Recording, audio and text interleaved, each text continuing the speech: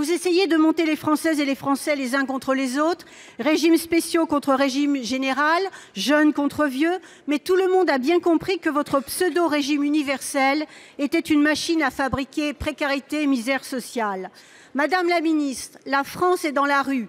Personne ne veut de votre néfaste projet, à part vos amis du MEDEF et de la haute finance. Ma question est donc simple. Quand allez-vous retirer votre réforme ?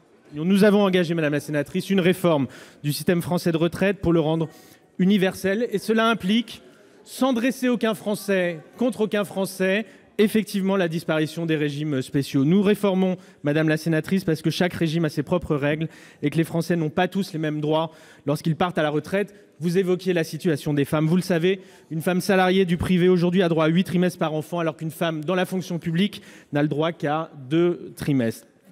Le minimum contributif à 1 000 € pour les Françaises et les Français qui n'ont jamais eu le droit. Je pense notamment aux agriculteurs. Je ne pense pas que vous soyez opposé à ce genre de réforme.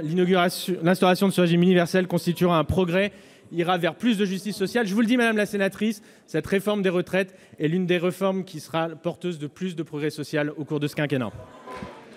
La nomination du nouveau monsieur Retraite, qui a à son actif le licenciement d'une caissière d'Auchan pour quelques centimes d'euros, est loin d'apaiser l'inquiétude et la colère dans le pays. Quant à vos arguments comptables, ils sont nuls et non avenus. Le pognon de dingue, il y en a. C'est l'explosion des revenus du capital qui ne participe pas au financement des retraites. Qu'attendez-vous pour le taxer? Qu'attendez-vous pour arrêter les exonérations de cotisations patronales à hauteur de 66 milliards d'euros? Comment un haut commissaire aux fonctionnaires peut-il cumuler une rémunération supplémentaire avec le droit de la fonction publique? Quelles règles ont-elles été appliquées? Deuxième question, comment un haut commissaire élevé au rang de membre du gouvernement peut continuer à violer la Constitution en étant qualifié d'erreur? Jean-Paul Delevoye a reconnu ses erreurs. Chacun est dans son rôle. Le secrétariat du gouvernement, il est là pour informer les ministres, j'en sais quelque chose comme les collègues qui sont autour de moi, pour informer des obligations. Après, nous sommes dans un processus déclaratif.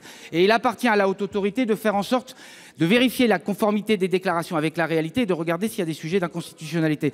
Monsieur le sénateur, j'ai été député. J'ai, comme vous sans doute, été confronté à la nécessité par la loi, et c'est une bonne chose, de faire une déclaration à la haute autorité. On m'a donné des documents auxquels il fallait me conformer. Chacun est dans son rôle et manifestement, il y a des erreurs qui ont été commises par M. Delevoye. Alors ne cherchons pas, il ne me serait pas venu à l'esprit de remettre en cause les services de l'Assemblée nationale si j'avais commis une erreur. Ça n'est donc pas le cas. Ne remettons pas en cause des services qui font bien leur travail. C'est manifestement une erreur et je le répète que Jean-Paul Delevoye a reconnu. Je vous remercie. 8 ministres ont déjà démissionné pour cause d'affaires. Cela commence à bien suffire. Vous avez fait voter une loi en juillet 2017 pour la transparence et sans arrêt, cette loi est violée par votre gouvernement.